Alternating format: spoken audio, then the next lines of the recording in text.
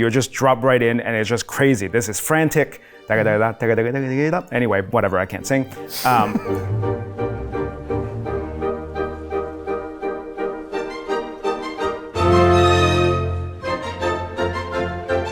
Hi, my name is Gabe, Azzie, and I'm the principal bassoonist of Symphony Nova Scotia. With me here is my dear friend and colleague, Tim Young, principal clarinet, and we are delighted to welcome you to our Prelude to Mozart and Beethoven 7, our first spotlight of the season. And to kick things off, we are starting with Mozart's Marriage of Figaro Overture, which is a piece that I know very, very well. It's on every single audition known to bassoon, and it's probably about the sixth time I've played. I don't know how many times you've played. I was actually thought about this when I was preparing for this. Does this still get stressful? Oh yeah, absolutely. It's like... What's stressful about it? It's just like, especially when you're starting the concert and you're not like in the zone yet, having your fingers move that quickly. You have to make sure you've really, really warmed up well before. Otherwise, you know, your finger just might not do what you want it to do. Let's peel back the scenes then. What is like the weirdest thing you've done to try to get yourself prepared for it for a concert? I have been known to just be on stage and just do this, you know, like, and then practice like over the break on the bassoon, going from E to F sharp, because you have to like lift up all your fingers and then put them all back down. And that's what makes it so hard and challenging. I asked that for our audience members. Now they can look for that. When they come, they can watch you do weird stuff. Yep. At the concert before we start. I already do weird stuff before concerts, but like I can vouch for that. If you want to pay attention, you're more than welcome to. So, Marriage of Figaro Overture, and I was thinking about this and just kind of looking into kind of what's interesting about the piece. And the first thing that kind of came up is it's a slightly different opera overture actually, because oftentimes, based on convention at least up to that point, we have da-da, pay attention, sit down, right? Curtains rising. Sometimes you have that. Sometimes you have overtures that kind of preview a lot of the tunes that you're going to hear later in the opera. This overture is neither of those things. No, and it's actually very, very unique. You know, I think one of the reasons why a lot of symphonies use this as an opener is because it's a great standalone piece as well, you know? Yeah. And it really does a good job, as I was saying, warms up my fingers, warms up the orchestra and the audience for what is to come. Next, though, on the program, we have Dino Gujaratny's Clarinet Concerto, dedicated to and is going to be performed by Syrian-American clarinetist Kinan Azmeh.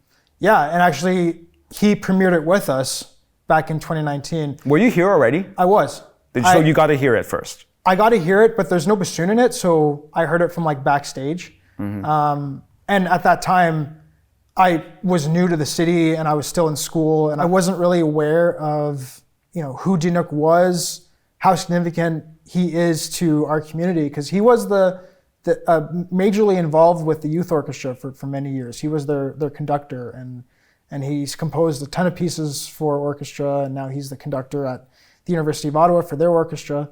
I have a lot of respect for him, and this time I'm going to be paying closer attention to that piece. And it's such an interesting story, right? There's 6 different movements.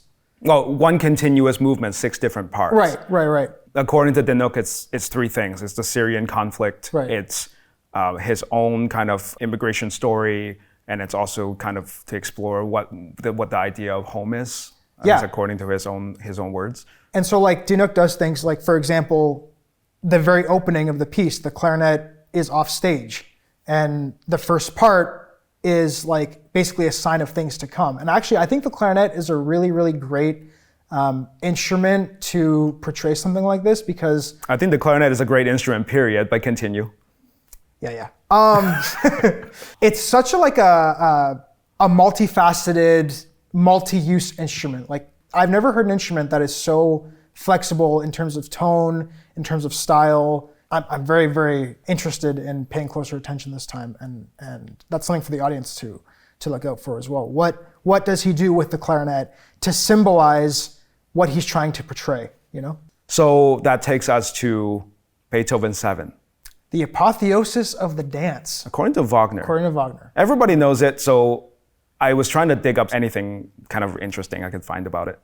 And the kind of thing that came to mind was that it was premiered as a charity concert for injured soldiers But what was also even more interesting was who was in attendance in the orchestra. Obviously, Beethoven 7 wasn't the only piece that was being played, but of the names that were of note from that orchestra, I found Salieri of Amadeus fame. I found Hummel. Oh, yeah. I found future opera composer Meyerbeer. And this is my favorite, violin virtuoso Louis Spohr, who about 7 or 8 years later would invent the violin chin rest. He also wrote 4 clarinet concertos, but who's counting? So that's why you know all this. That's why I know all this. Yeah. One more tidbit for you. At the premiere, there is no contrabassoon written in the score, as you know. I think I read somewhere that they actually had 2 contrabassoons Really? in the premiere, just to kind of beef it up a little bit. And then they were like, this is too much, we're going to take it out. I think they made a good decision. But I think, if you were there and you heard it, you would have been you would have done that thing you do when you just like prod at me and be like, oh, the contrabassoon. I mean, I'm kind of disappointed, to be honest. Like, I wish that they kept it in. And it would have been great because, we're talking about the apotheosis of the dance. You'll notice in every movement, a rhythm that stands out, jumps out off the page. Like, for example, in the first movement, you'll hear like dum da dum dum da dum dum da dum dum da dum dum da dum dum, like that kind of thing. Second movement, you'll hear bum bum bum bum bum bum in the low strings. Like you'll hear it right off the start. And that's like, it goes on pretty much the entire way through. And I just think like, you add contrabassoon to that. This is the exact face he makes, by the way, every time he hears contrabassoon. Yeah. Chris will be playing right next to me and I'll, like in the middle of a rehearsal or But something like, you were talking about the rhythm though, and the kind of what I love most about it is that it is so prominently featured. It's always in your face, but it doesn't get stale. Yeah, and that's exactly. That's one thing that Beethoven did so well with this piece. I think my favorite movement is the second movement.